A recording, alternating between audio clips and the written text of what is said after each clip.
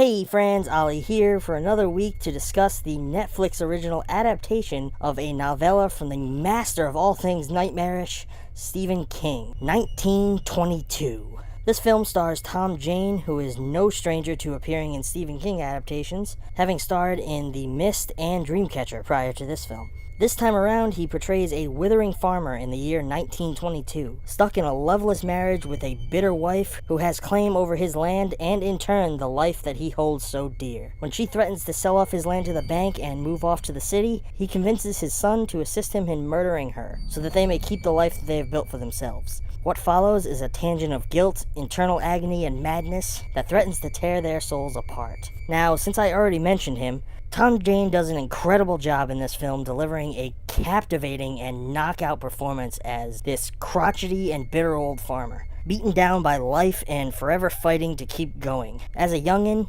Jane captivated me with his rendition of The Punisher, and in the video store days, I was introduced to him in the Khan story Stander. I have always loved his performances, and never understood how he hasn't become a bigger star than he is. Tom Jane brings such range and emotion to every role that he plays, and this film encompasses his abilities as an actor, possibly better than any that he's done before this. The attention to detail in this one is immaculate, perfectly depicting the realistic aesthetic of the period down to the smallest details. The wardrobe, vehicles, and sets were so painstakingly crafted to the time that they were set in. Even though I never witnessed the year 1922 myself, I believe that I was there. This was a Stephen King story that I had never read myself, but I can't imagine that they skimped on a single detail. This was an incredible film that starts out a little bit slower, but hits all of the earmarks of a true Stephen King adaptation and delivers some incredibly well-acted characters in an absolutely awe-inspiring and real setting. I'm giving 1922 an A.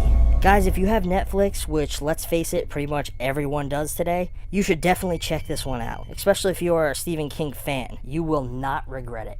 This episode of ETF is brought to you by Audible.com, where you can now get a free audiobook and a 30-day free trial simply by using the link audibletrial.com/embracethefilm. With apps on Android, iOS, and Kindle, imagine access to over 180,000 titles literally at your fingertips. That's audibletrial.com/embracethefilm. 1922. A man's pride was a man's land.